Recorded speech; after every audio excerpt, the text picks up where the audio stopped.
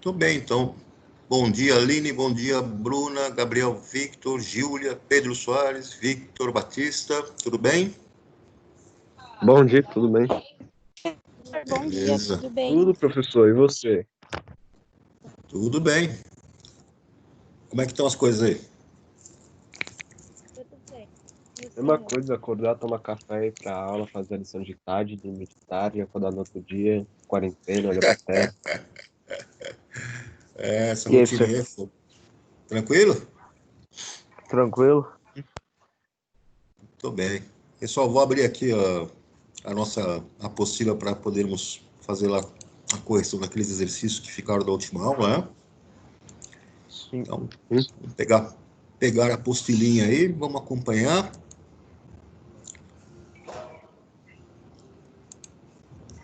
Se não vejamos, aqui, página 43 lá da nossa apostila. Estão vendo aí?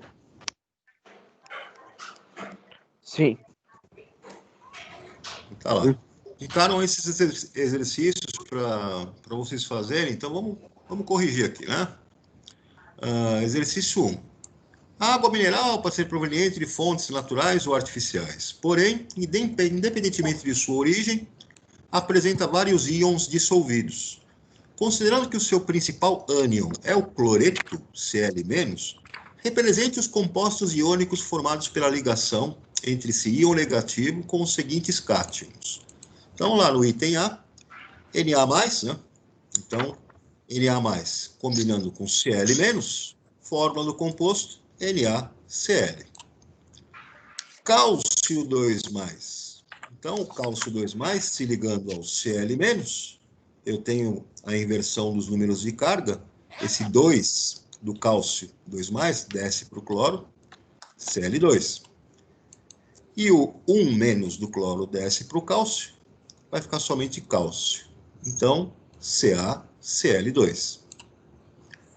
Magnésio 2+, segue o mesmo princípio, MgCl2. Com bário 2+, BaCl2. Com estrôncio 2+, a fórmula vai ser SrCl2, fórmula do composto iônico. Com potássio 1+, a fórmula do composto KCl. Tranquilo, turma? Tranquilo. Tranquilo.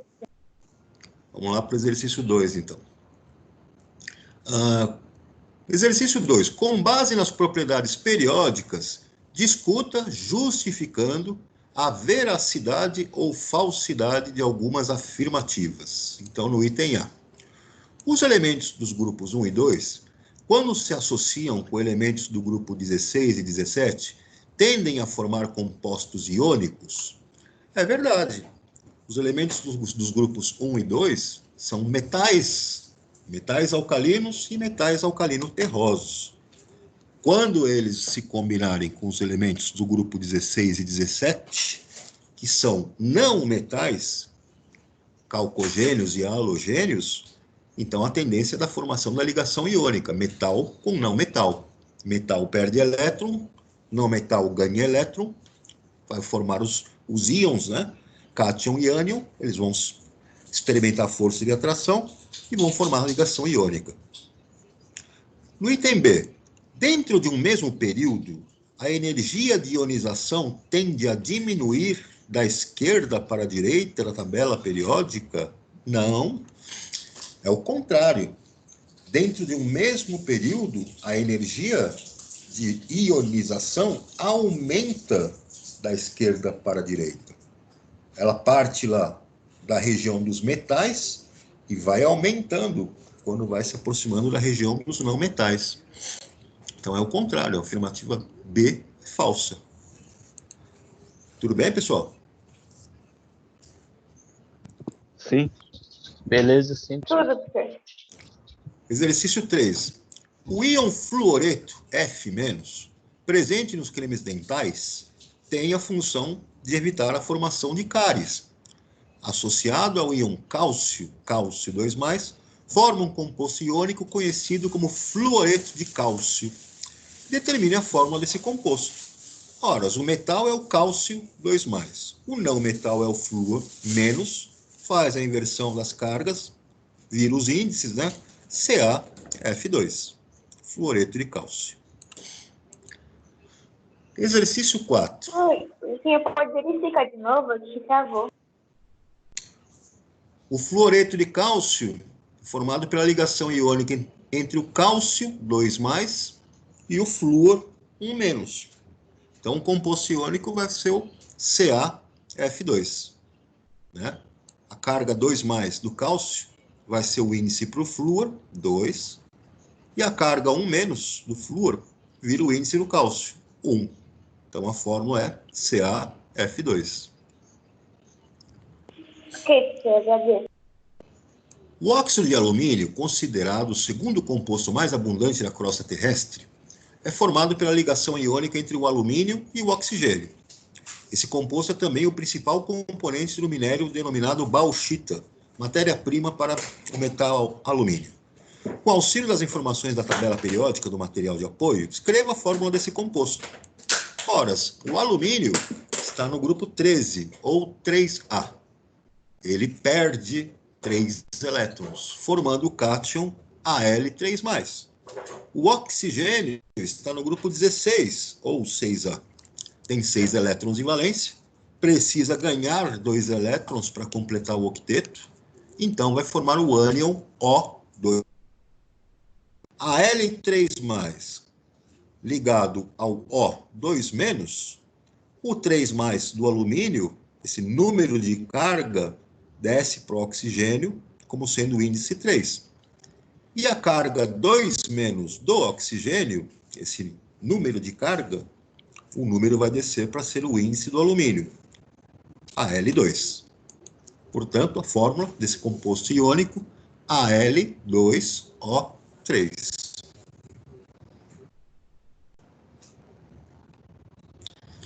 Lá no exercício 5, tem um texto gigantesco aqui, que ele está falando a respeito do tsunami, né? E quando teve lá esse tsunami, lá em 2011, né, no Japão, esse tsunami originado por um terremoto acabou danificando a usina de Fukushima, uma usina nuclear. E você teve ali incêndios e explosões nessa usina e vazamento, né, de isótopos radioativos, né, que estavam presentes no núcleo do reator. Esses isótopos radioativos, né, eles têm o potencial de aumentar, né, a incidência de tumores, tumores glandulares, né. Uma das medidas para minimizar essa probabilidade de incidência de tumores glandulares foi fornecer para a população uma substância, né, um sal, que contém potássio, né? Esse sal é o nosso iodeto de potássio, pastilhas de iodeto de potássio, porque esse iodeto de potássio tem a capacidade de absorver radiação, né? Evitando que essa radiação fique concentrada lá nos tecidos das glândulas, né, das pessoas. Falando desse iodeto de potássio, ele pergunta, né, qual é o tipo de ligação entre os elementos desse composto. Iodeto de potássio, ele tem o potássio como metal, o iodo como metal, ligação iônica é um composto iônico, né? E quer que você justifique a sua resposta utilizando a distribuição eletrônica dos elementos. Bom, potássio de número atômico 19, se você fizer a distribuição eletrônica dele, ele terá na camada de valência um elétron. Ele vai perder esse um elétron e fazer com que a camada anterior, que tem 8 elétrons, passe a ser a camada de valência. Então, ele adquire estabilidade. Cumpre a regra do octeto, né? O iodo, a distribuição eletrônica dos 53 elétrons que ele tem, vai mostrar para você que a camada de valência dele tem 7 elétrons. Ele está no grupo 17, ou 7A. Então, ele precisa ganhar um elétron para que a sua camada de valência passe a ficar com 8, octeto completo, configuração de estabilidade. Então, esse iodo ganha um elétron. Potássio perde um elétron, iodo ganha um elétron, fórmula do composto iônico, Ki, iodeto de potássio. Tudo bem, pessoal? Então, Sim. praticamente o potássio perde um elétron e o iodo dentro de potássio ganha. O potássio perde um elétron e o iodo ganha um elétron. Forma o composto iônico, a ligação iônica. Ki, fórmula desse composto. Exercício 6. Se dois elementos M configurações eletrônicas, o elemento M, 1s2, 2s2, 2p6, 3s2, e o elemento X, 1s2, 2s2, 2p5, respectivamente, é correto afirmar que... Então, olha o elemento M. O elemento M, a distribuição eletrônica dele, diz que a camada de valência dele, terceiro nível aqui, tem 2 elétrons. Então, ele está no grupo 2 da tabela periódica. Ele é um metal alcalino terroso. Ele tem tendência a perder esses 2 elétrons, e quando ele perde esses 2 elétrons, a camada anterior fica com 8. Então, fica estável. Portanto, o nosso elemento M, perdendo esses 2 elétrons, vai formar o cátion M2+. E o nosso elemento X, percebam que a camada de valência, que é o segundo nível aqui, ó, tem 7 elétrons. 2s2, 2p5, 5 com 2, 7. Esse elemento, então, está no grupo 17 ou 7A. Com 7 elétrons, ele precisa ganhar um elétron para completar o seu octeto e ficar estável. Um elétron ele vai formar o ânion X-. A fórmula do composto vai ser qual, então? O elemento M, que é o cátion, M2+. O elemento X, que vai ser o ânion, X-, o 2+ do cátion, esse número de carga desce para ser o índice do X, vai ficar X2, e o 1- do X desce para ser o índice do M, como é o número 1, a gente não escreve, a fórmula do composto vai ser MX2. Portanto, a alternativa A.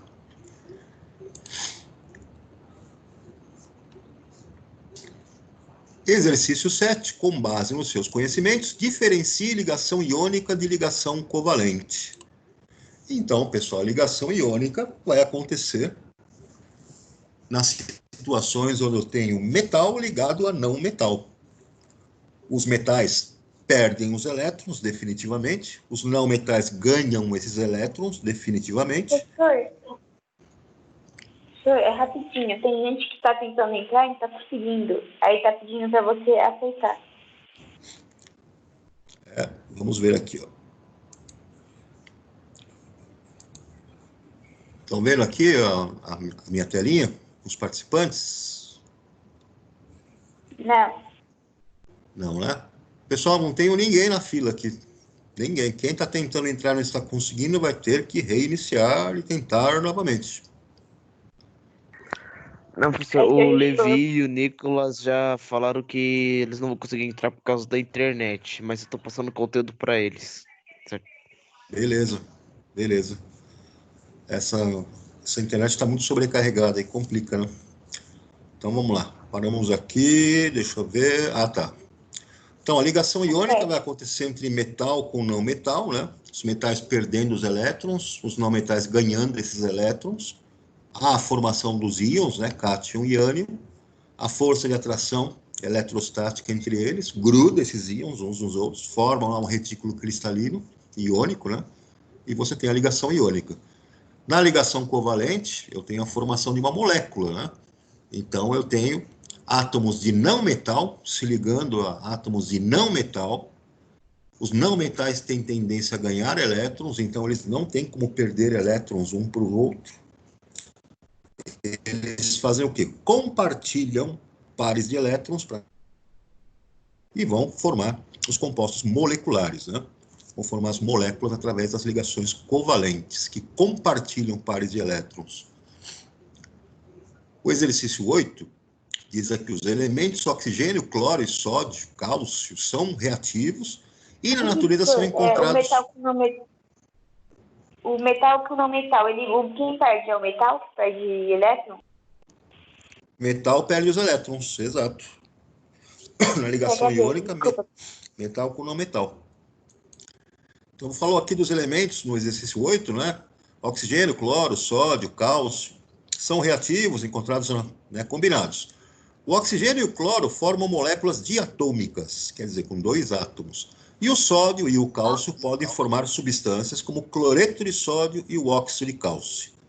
Assinale a alternativa em que estão corretas as informações sobre a fórmula química, a ligação química e o estado físico dessas substâncias, respectivamente.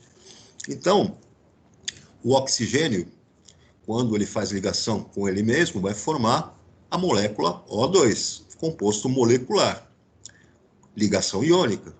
O cloro, quando se liga a ele mesmo, vai formar uma molécula Cl2, composto molecular, substância que tem ligação covalente. Quando eu tenho a combinação do cálcio, que é metal, com qualquer um dos não metais que ele citou, por exemplo, com o sódio, você tem uma ligação do sódio com o cloro, ou do cálcio com o oxigênio, eu tenho ligação iônica. Reparem que eu tenho metal ligado a não metal. Ligação iônica. Então, vamos ver qual alternativa que está correta aqui nas afirmações. No item A, ele falou que O2 tem ligação iônica? Falso, né? O2 tem ligação covalente. De fato, é um gás na temperatura ambiente. Mas o tipo de ligação dele não é iônica, é covalente. Na alternativa B, ele citou o cloro, né? Cl2, o gás cloro. De fato, a ligação é covalente nesta molécula. E, de fato, nas condições ambiente, o estado físico dele é um gás. NaCl, cloreto de sódio, é verdade que a ligação é iônica, porque eu tenho metal ligado a não metal. Mas o estado físico dele na temperatura ambiente não é líquido, ele é um sólido. Todos os compostos iônicos são sólidos na temperatura ambiente. O óxido de cálcio, CaO, ele é formado por ligação iônica. Cálcio, metal, oxigênio, não metal. Então está errado aqui, não é ligação covalente. E também não está no estado líquido na temperatura ambiente. Ele é um composto iônico. Todos os compostos iônicos são sólidos na temperatura ambiente. Tem altas temperaturas de fusão e de ebulição. Tudo bem, pessoal? Sim. Aqui na página 44, ele está falando aqui, o acúmulo de gases estufa faz com que a irradiação de calor da superfície terrestre fique retida na atmosfera. Dessa forma, o calor não é lançado para o espaço, provocando o aquecimento da superfície da Terra. Esse fenômeno é conhecido como efeito estufa e tem os principais responsáveis os gases dióxido de carbono, CO2, e metano, CH4. Represente as fórmulas moleculares, eletrônicas e estruturais para cada um deles. Então, vamos lá. O dióxido de carbono, o próprio nome já diz, né? 2 oxigênios e 1 carbono. Está aqui a fórmula dele, CO2, fórmula molecular. Na fórmula eletrônica, eu vou colocar o carbono como átomo central, 2 oxigênios do lado. Eu tenho, então, o carbono com seus 4 elétrons. Eu vou ter o compartilhamento de 2 pares de elétrons de um lado, uma ligação covalente dupla entre carbono e oxigênio. Do outro lado, eu vou ter também 2 pares de elétrons sendo compartilhados, uma ligação covalente dupla entre o outro oxigênio com o carbono. Reparem que cada um dos elementos ficou com um total de 8 elétrons na sua camada de valência, adquiriu estabilidade. Fórmula estrutural: carbono fazendo uma dupla ligação covalente com um oxigênio e fazendo outra dupla ligação covalente com o outro oxigênio. No caso do metano, a fórmula molecular é CH4, então eu tenho um carbono e 4 átomos de hidrogênio fazendo as suas ligações. O carbono, então, tem 4 elétrons de valência, cada hidrogênio 1 elétron de valência. Eu tenho, então, 4 ligações covalentes simples entre carbono e hidrogênio. Percebam que o carbono fica com um total de 8 elétrons de valência estável. Cada hidrogênio fica com 2 elétrons de valência. Ele só tem uma camada eletrônica, e ela só cabe em 2, fica completa com 2. Esses 4 pares de elétrons compartilhados, eu escrevo a fórmula estrutural com o carbono de átomo central e as 4 covalentes simples entre os hidrogênios. Tá claro aí, pessoal? Sim, Tá claro, professor? claro como água. Posso passar aqui? Por mim, tudo bem. Mas continue. Beleza. O exercício 10, ele fala que a atmosfera terrestre é constituída principalmente por uma mistura de nitrogênio, N2, oxigênio, O2, e pequenas proporções de outros gases, como o dióxido de carbono, CO2, o argônio, Ar, há ainda traços de hélio, He, neônio, Ne, criptônio, Kr, xenônio, Xe, e radônio, Rn. Como é possível perceber esses últimos gases encontram-se na forma monoatômica, ou seja, não estão ligados a nenhum outro elemento químico. Em 2 trabalhos distintos, os cientistas Kossel e Lewis, observando a distribuição eletrônica do neônio e do argônio, elaboraram uma teoria com base na estabilidade dos gases nobres, para justificar as ligações químicas entre os átomos dos diferentes elementos químicos. De acordo com a distribuição eletrônica desses gases, aqui o neônio, ele mostrou a distribuição K2L8, o argônio, a distribuição eletrônica K2L8M8. Explique o que fator... Gente, pessoal, é o que nós tínhamos discutido, né? A regra do octeto. Quando eu tenho uma configuração eletrônica onde a camada de valência, camada mais externa, fica completa com 8 elétrons no meu elemento, no meu átomo, e esses átomos de gases nobres, todos eles têm a sua distribuição eletrônica com 8 elétrons na camada de valência, com exceção do hélio, que tem uma camada só, e que com 2 elétrons já fica estável. Então, eles não fazem ligação química, não precisam fazer ligação química, já estão estáveis. Então, eles são inertes, eles serão gases que vão existir na forma monoatômica, na forma de átomos livres. São os nossos gases nobres. Esse que é o fator de estabilidade. No item B, ele pergunta, o argônio é muito utilizado em bulbos de lâmpadas incandescentes para que o filamento de tungstênio, ao ser aquecido, não queime em contato com esse gás. Qual é a principal característica dos gases nobres que permite, por exemplo, a utilização do gás argônio nesse tipo de lâmpada? A inércia, né? Eles são inertes, os gases nobres. Eles não reagem com ninguém, eles não se combinam a nenhum outro elemento químico, porque eles têm estabilidade eletrônica. Então, onde eu tenho esse gás inerte preenchendo lá o interior dessa lâmpada, quando ela aquece, ela não vai, o material do filamento da lâmpada não vai reagir quimicamente com esse gás. Então, eu vou ter aqui, o nosso filamento vai ficar preservado, vai ficar protegido, né? Então, a principal característica é a estabilidade. E por serem estáveis, eles são inertes, não reagem quimicamente. Item C. Os gases nitrogênio, N2, e oxigênio, O2, e dióxido de carbono, CO2, são formados por ligação covalente. Qual é a principal característica desse tipo de ligação quanto à natureza dos átomos e ao comportamento dos elétrons? Quanto à natureza dos átomos, a ligação covalente ocorre entre não metais. É não metal ligado a não metal. Com compartilhamento de pares de elétrons. Ligação covalente vai formar moléculas. Então, a natureza dos átomos na ligação covalente é a seguinte. São átomos de não metais. Comportamento dos elétrons, qual será esse comportamento? Os elétrons serão compartilhados na ligação covalente. Esse compartilhamento de elétrons, então, vai gerar as nossas moléculas. Item D. Os elementos químicos nitrogênio e oxigênio pertencem, respectivamente, aos grupos 15 e 16 da tabela periódica. Demonstre, pelas fórmulas eletrônica e estrutural, como esses dois elementos se combinam para formar substâncias simples. Bom, pensando no nitrogênio, sua molécula é N2. Travou. Travou? Não está aparecendo aí a tela? Não, Não, travou. apareceu a tela. Depois travou. O som que travou? Estão me ouvindo aí? Agora tá. Isso aqui deve ser oscilação do sinal.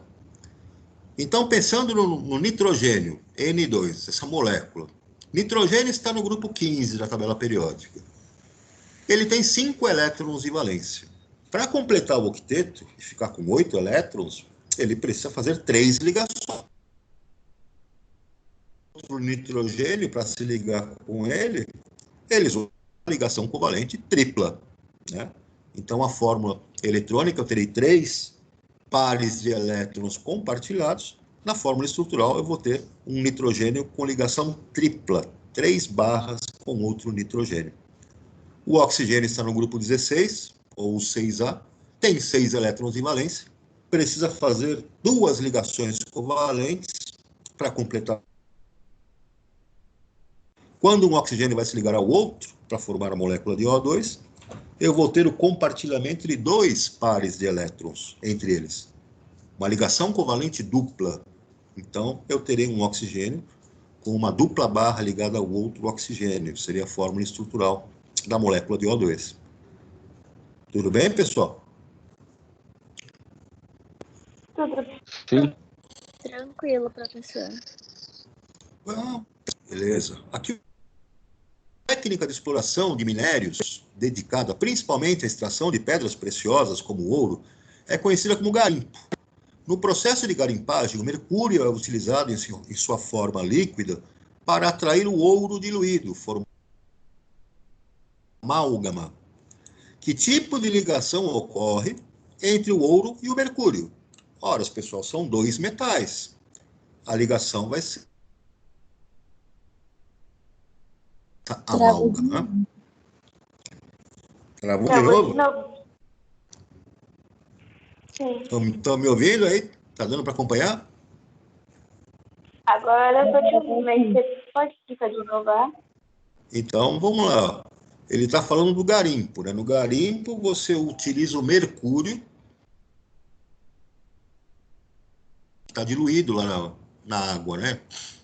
E há a formação de uma amálgama, que é uma liga, na verdade, entre o mercúrio e o ouro. Então, o tipo de ligação que ocorre entre o ouro e o mercúrio, nesse caso, é a ligação metálica. Eu tenho átomos de metal se ligando a metal. No item B, como é feita a separação da amálgama para a obtenção do ouro puro? Esse processo pode trazer algum tipo de problema para a saúde do garimpeiro? Sem dúvida. Sabe o que eles fazem para poder separar depois da amálgama? Eles aquecem até que o mercúrio vaporize. Vai sobrar somente o ouro, né? Que ficou retido ali no seu estado sólido. O problema ambiental e para a saúde do garimpeiro é que esse vapor de mercúrio vai ser inalado, vai ser absorvido, né? Ele acaba inalando e absorvendo, né, esse mercúrio, e isso causa sérios problemas de saúde. Além do que, esse material vai contaminar, né, o rio, o local onde ele está fazendo essa extração. Então, é um processo aí bastante perigoso. Tudo bem, pessoal? Tudo, professor. Sim. Tudo, professor. Aqui na página... Beleza. A página 45, ele fala aqui no exercício 12. A série de televisão norte-americana Game of Thrones é baseada na coleção de livros de George R.R. Martin, As Crônicas do Gelo e Fogo. Nesse seriado, frequentemente são feitas referências à utilização do aço valeriano, um tipo de aço especial utilizado para produzir armamentos de qualidade incomparável. No conto, as lâminas desse aço são mais leves, mais fortes e mais afiadas do que as demais ligas forjadas. Explique a vantagem de utilizar ligas metálicas na produção de materiais em vez do metal puro, como o ferro, por exemplo. Então, eu comentei com vocês lá na última aula. As ligas metálicas são produzidas para que você melhore propriedades mecânicas, propriedades físicas, né, desse material. Então, você tem ganhos aí como resistência, flexibilidade, dureza, né? São propriedades mecânicas que você deseja atingir para que você tenha um material que seja melhor do que o material lá no seu estado puro, do que o metal puro. Então, é para isso que você produz as ligas metálicas. No exercício 13, ele pergunta aqui, analise as propriedades físicas da tabela. Então, vamos ver, tem umas amostras, né? Amostra A, amostra B, amostra C e amostra D. Ele deu o ponto de fusão dessas substâncias. A amostra A, 801 graus Celsius, a amostra B, 43, a amostra C, 1535, a amostra D, 1248. Deu o ponto de ebulição também da amostra A, da B, da C e da D. Condução de corrente elétrica. Para cada uma das amostras, a 25 graus Celsius, temperatura ambiente, se é isolante ou condutora, e a 1000 graus Celsius, se é isolante ou condutora. Aí ele pergunta, segundo os modelos de ligação química A, B, C e D, podem ser classificados respectivamente como? A partir dessas propriedades físicas, eles são compostos iônicos, moleculares, né?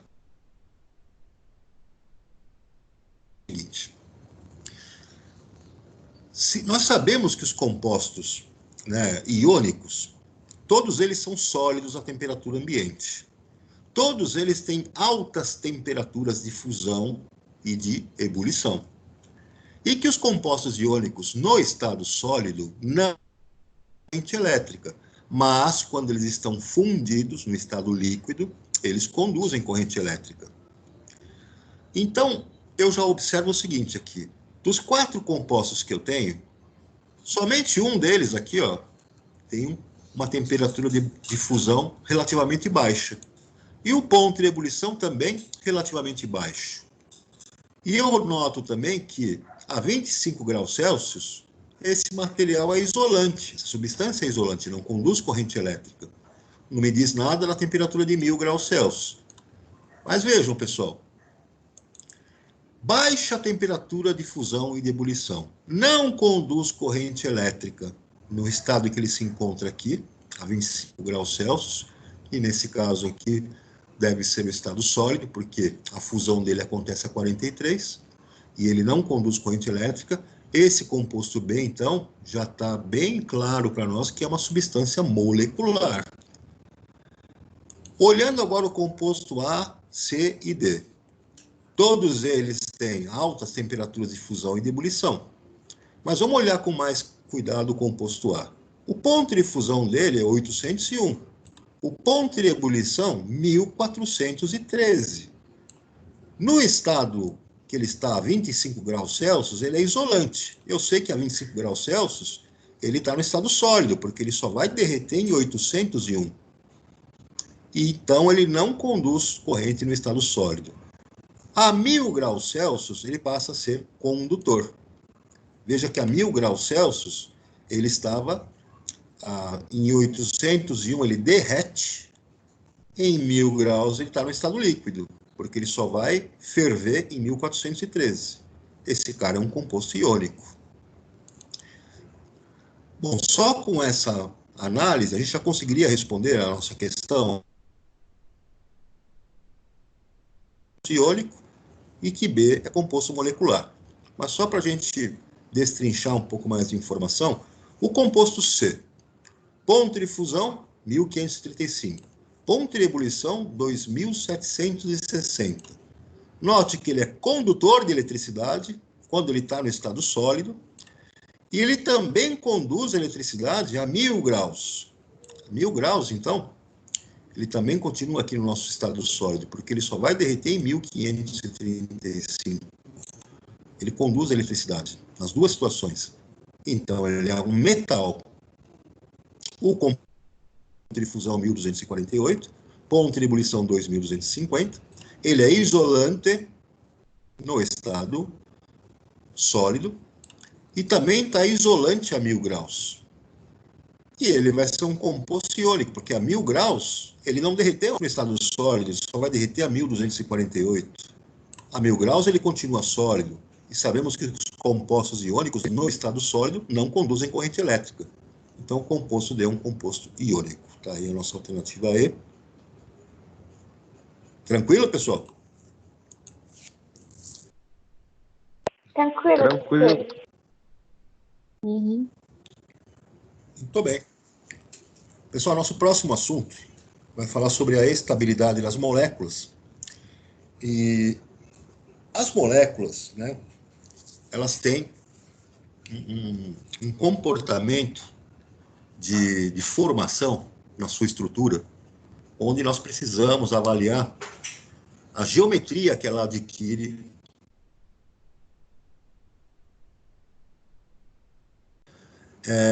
Essa estrutura da molécula, ela depende bastante das características das ligações. Produzir na estrutura dessa molécula um formato, uma geometria.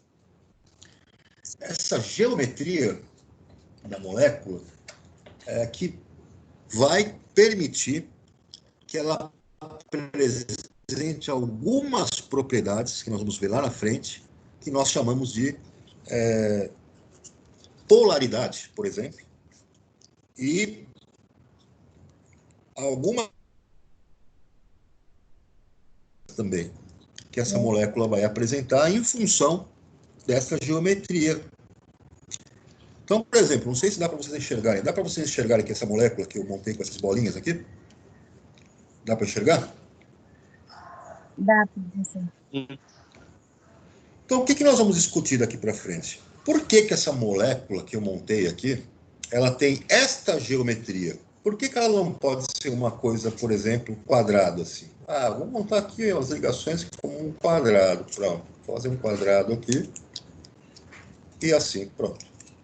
Ah, por que a minha molécula não pode ser assim? Ela poderia ser assim, quadrado, plano? A princípio, as 4 ligações covalentes estão feitas aqui, né? Imagine que esse seja um carbono e que aqui eu tenha átomos de hidrogênio. CH4. Por que ela não pode ser assim? Ah, mas por que ela não pode ser assim também? Será que não poderia ser desse jeito, a geometria dela? A princípio, você pode falar, poderia. Ah, será que ela não poderia ser assim? Sei lá, eu coloco 2 aqui assim, outra ligação aqui, eu faço uma coisa desse tipo. Será que não poderia ser assim? Aí tá. O que vai determinar a geometria da nossa molécula? Que formato que ela vai assumir? Né?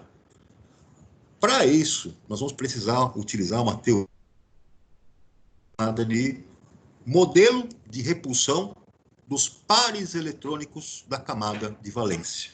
Né? Esse modelo aí foi desenvolvido por alguns químicos para tentar explicar uma certa geometria, um certo formato. Né? Então, chamamos ESEPR. Né? Isso aí, as siglas que vêm lá do inglês. Né? Mas nada mais é do que um modelo de repulsão de pares eletrônicos da camada de valência. Como que isso acontece? Como que a gente vai entender isso? Que estão lá aos pares nas ligações covalentes e também os pares de elétrons que estão livres, que não fazem ligação química, esses elétrons que estão ali, eles têm carga.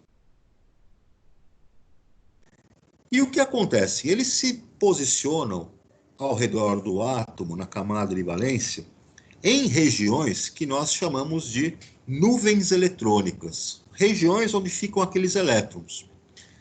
E essas nuvens eletrônicas, que é a região onde os elétrons estão girando, elas sofrem uma repulsão elétrica entre si. Nós sabemos lá da física que cargas iguais, força de repulsão.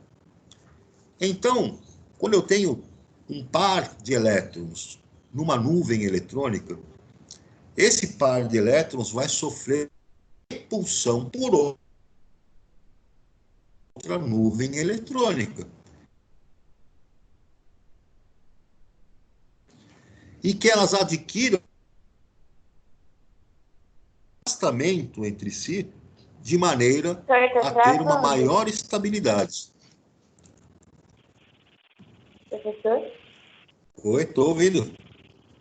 Então, esse afastamento, essa repulsão dos pares eletrônicos, ela vai fazer com que a molécula adquira uma configuração, né, uma geometria que lhe permita ter maior estabilidade.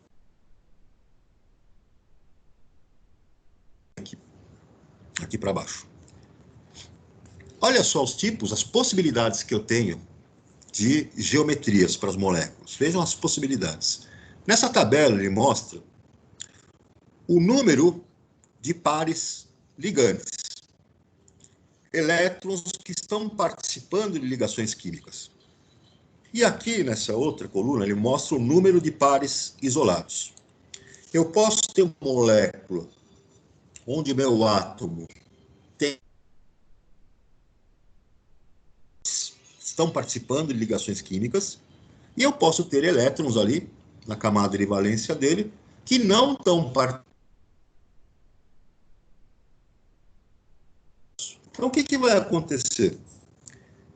A molécula vai adquirir uma geometria de forma a gerar o maior espaçamento possível entre os pares de elétrons. Então, veja um exemplo aqui, que eu tenho aqui do gás carbônico, né, o CO2. Qual é a geometria dele? É linear. Por que é linear?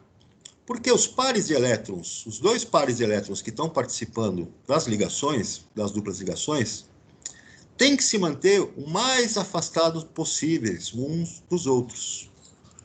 Isso gera o quê? Então, gera uma estrutura linear. Agora, se eu pegar uma outra molécula, como essa aqui, do formol, no caso, né? Carbono com 2 hidrogênios com um oxigênio. Outra molécula, eu percebo que ela tem, na sua estrutura, pares de elétrons, todos eles do carbono, participando das ligações químicas. Não tenho nenhum par de elétron livre, que não seja ligante, que esteja livre aqui. Então, esses 3 átomos aqui na minha molécula vão ter que se afastar o máximo possível um do outro, de forma a montar essa estrutura que é trigonal plana. É um triângulo equilátero. Num triângulo equilátero, então, eu tenho os 3 vértices dos nossos 3 átomos ligados ao carbono com o maior afastamento possível entre si. E isso só pode acontecer se a minha geometria for trigonal plana. No caso do SO2, dióxido de enxofre, eu tenho um átomo de enxofre ligado a 2 átomos de oxigênio. E reparem que o enxofre tem um par de elétrons livre, que é não ligante, que não participa das ligações químicas.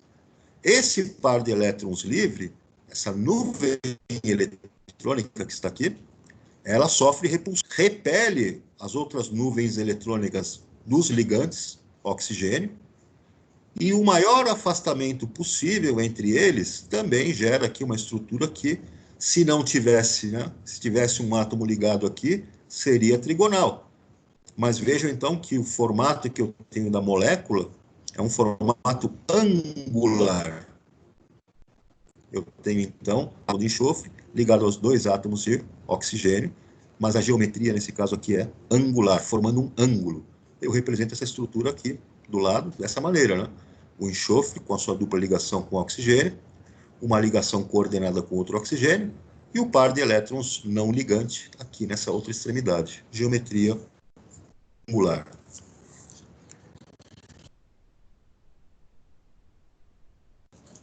Está dando para acompanhar? Então, professor, só para entender, a geometria molecular, ela mostra que cada molécula é a forma de cada molécula? Depende muito do número de elétrons? Isso, a geometria molecular vai mostrar para você qual é o formato da molécula. O formato dela vai ser determinado pelos tipos de ligação que ela está fazendo e se essa molécula tem pares de elétrons não ligantes, livres, né, ou não.